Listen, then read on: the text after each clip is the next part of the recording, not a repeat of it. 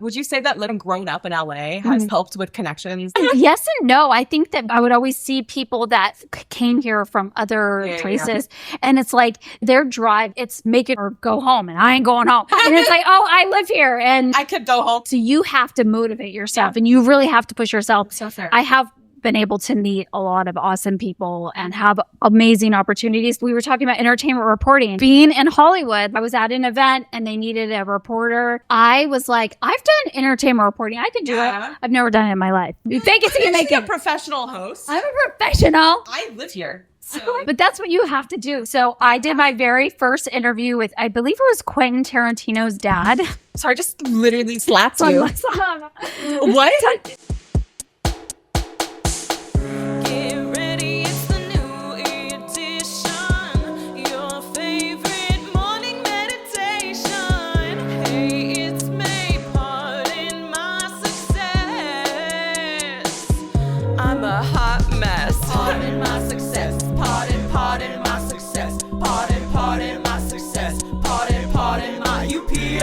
Hey, what's up, you guys, and welcome back to Pardon My Success. Today, I am here with legendary singer, musician, icon, Abbey Scott, singer-songwriter, musician. I wear all the hats. Videographer, potential podcaster. It's okay, yes. And we don't even know what else. But today, we are here to talk about all of the successes that you have had and all of the crazy things that have been going on. Can you take us back to the first ever PMS, to not your actual first, but the first success of yours, how you first got started performing? I was very shy when I was younger, but it was literally a speech class in college. I'm a Valley girl. Born and raised in the Valley. I feel like I so rarely hear people actually refer to themselves as Valley girls. Yeah, people try to shy away from it, but being a Valley girl, I think you embrace. You got to lean into it. We've gone off topic. Really quick sidebar. How would you define being a Valley girl? Ooh, I don't know if I'm a Valley girl in the sense of what people label as a Valley girl. Oh my God, you know, but I don't mind being underestimated. Yeah. Like, don't judge a book by its cover. I think I'm just a Valley girl because I'm from the Valley. So true. You are from the And I like to pull into a parking lot. It's the simple things in life. I don't like to pay for parking. That's so true. So that, I think, makes me the most of a Valley girl. Honestly, so true. A love of parking and a potential free use parking of specific phrases. Maybe make you a Valley girl. After my speech class, after I came out of my shell, I auditioned to be in a girl group. Didn't happen, didn't work out. But then I was just like full on. I was like, I'm going to do music. Yeah. And my dad is a songwriter and kind of was like, I love music. I've been writing music. And he's like, really? And I'm like, yeah. So then we just got in the studio and started writing and recording. And now we've done hundreds of songs. Oh my gosh. We've done a whole Christmas album. Oh my gosh. Please listen. I know it's like after Christmas, but pretend like it's Christmas. I have a Christmas single, Marry Me, which is out now. Marry with an E, because it's like, marry me, but it's about a proposal. Show them the ring. Show them the ring. Yes, they are my video. Carly Reeves, who came on the show. We have Carly, go watch her episode. I went to her Friendsgiving and got to meet Abbey. Was so fortunate. We were able to chat and hang out. And you were like, oh my God, I just had a song that's coming out. I saw the ring and I was like, she's going to be in my video. It was beautiful. I'm that person that is single and writing a song about me. No, I love that. Yeah. I was literally saying the other day, there are live good wedding songs. We need the wedding song. We need some more. We need Christmas wedding song. Like a Hallmark movie. It just was like all the Hallmark. things. Like, I feel like they should just like call you. I know. I'm trying to tag them. I'm tagging them all over. Your dad. So other than him being your father. How did him being your father begin? So my dad has written for Air Supply, Selena, Barry White. He's worked with the Bee Gees. So Norm is a legend. Papa Norm. Okay, Norm. He's the bomb. We love to write together, but especially Christmas music. He has been a very intricate part of my career. What is Norm? Is he a songwriter or is he a guitarist? What does he do? All of it? Norm does all of it. He plays guitar. He writes. He sings. He was an artist at one point. He was signed to RCA as an artist. Go off, Norm. So he has had an amazing career. It's just so fun to be able to share that with your dad. He's the best. Great dad. Oh my gosh. What have you made? What is out there of Abbey Scott so that we can go find? So I have so much music out there. Please stream it, guys. Please stream all the things. Right now I'm leaning into my pop rock era. So if you love Ashley Simpson, Avril Lavigne, Gwen Stefani, please. I love that era of music. I'm leaning into my pop rock moment right now. But I have a lot of pop music out there. Is it like many albums, singles? Lately I've been doing singles because I'm an independent artist and it's not easy to do it all yourself. No, seriously. So you started this in college. How many albums do we have now? I think I only did 2 or 3 full-length albums. I have numerous EPs, countless singles. How many songs would you say are existing of yours? Ooh. I should count 30 maybe. Oh my gosh. 30. And that I have I probably have thousands. I just haven't released them. There's the process, and you also overthink everything. Do you guys overthink? Yes. I overthink everything. As an anxious girly, I do overthinking. I feel like that often plays into the music. How has that shaped your songwriting process? Well, I love to write music that's not necessarily always about what I'm going through. I love to use it as an escape and almost like you play a character. I did it with Marrying Me. You go in there and you're like, what would this character? So much fun to live someone else's perspective. Storytelling. Because so many people are like, they want it to be about something so specific. I don't like to really talk about what my music means because I love when someone else has an interpretation of it or it means something to someone else. In the eye of the beholder. Right? What would you say is one of your favorite songs that you've released? What's one that you bob to all the time? I play a lot of Abbey Scott in my car. I love that. I play a lot of Abbey Scott. I was my top artist this year. Yeah, I was too. Good. Yes. Let's go. Good. As you should be. You should be your biggest fan always. No matter what you do in life. The song that really resonates with me and means the most is a more of a recent song, Told You So. Told You So. I wrote it with these awesome Swedish producers. What's going on in America right now? No, America isn't so American anymore. And that really hit me. And I was like, we got to write a song about really coming together, being united, and just standing up for being good. You know what I mean? Think of Martin Luther King. You think of JFK. You think of all these incredible people and what they would have wanted and what they stood for. And so that's where it derived from.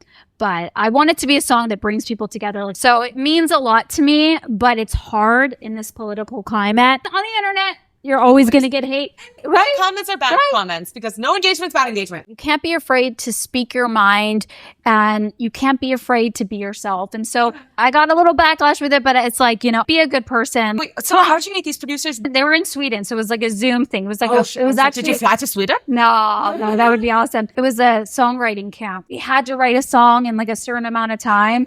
So it was like, oh, wow, the pressure. Get paired up. And so I think as a songwriter, it really pushes you because sometimes I'm not the artist. Sometimes you're assigned as a songwriter. So this one, I was the artist and a writer, and I couldn't have been paired up with more talented people. Robert, the producer, is incredible because I was like, I want to be rock. I want to do my rock moment. Yes. So he really helped make this a total anthem and brought the song to life. If you listen to the song, it's almost like a toxic relationship too. Whether we like it or not, we're stuck in this toxic relationship because we love America. We don't want to leave. We just want things to, So true. What does your normal songwriting process look like? It varies. So when you're writing with other people, it's always something different. Yeah. But I normally like to write where someone sends me a track or I have an idea. My voice memos for days.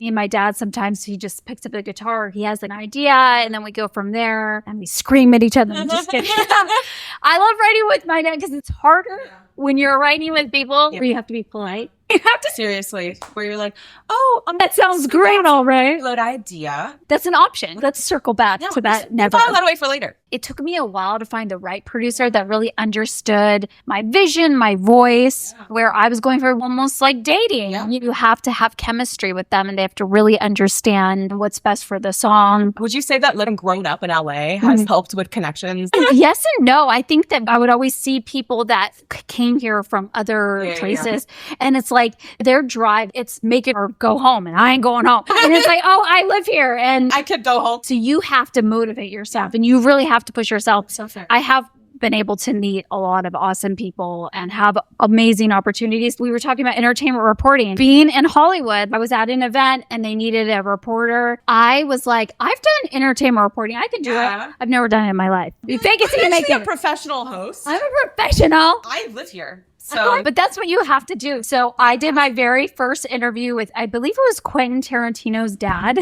Sorry, just literally slapped you.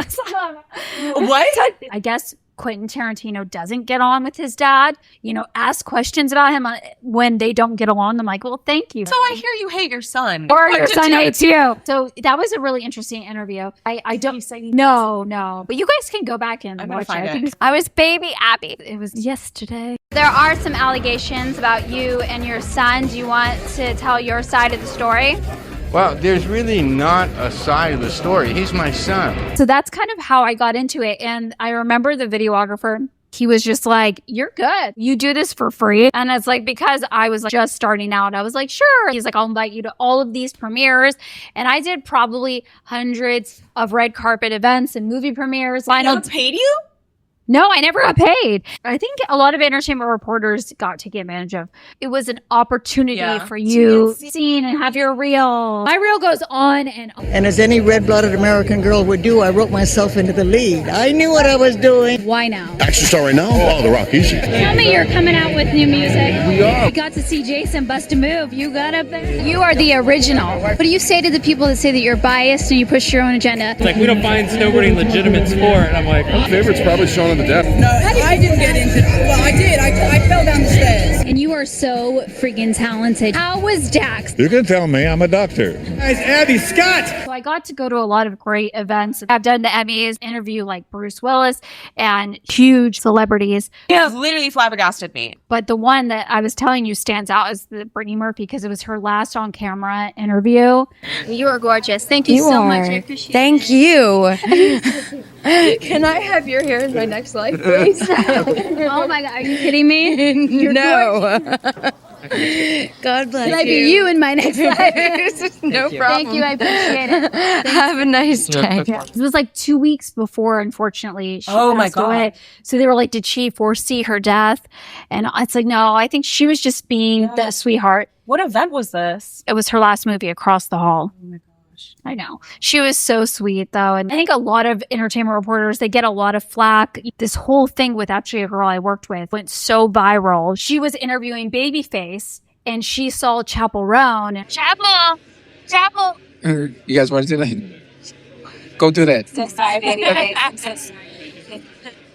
Hello, how's it going, Chaperone? I guess the person that was also interviewing with her saw Chaperone. They were freaking out over Chaperone, and they pushed Babyface aside for Chaperone. They got so much hate. It's so hard because I agree with that in the sentiment, but also as a reporter, I had so many times the producer / the videographer going like this, wrap up the interview and get the big celebrity. So sometimes it's not the reporter. It's so loud. It's so chaotic. It's such a hard gig. It's so much anxiety. Do you have any tips? Tips and tricks. I think be yourself. And I like to always talk to them like they were my friends. Yeah, exactly. And I remember the videographer, he just was like, don't talk to them like that. They're not your friends. And I think that brings their wall down. Right? It's not a human interaction. Right? For people love Ashley Simpson. And I've met her so many times where I'm like, we're friends, right, Ashley? True. She gave me her number. I love her. If you have her number. But I have to tell this story. I'm mortified by it. I'm mortified. I'm so excited. So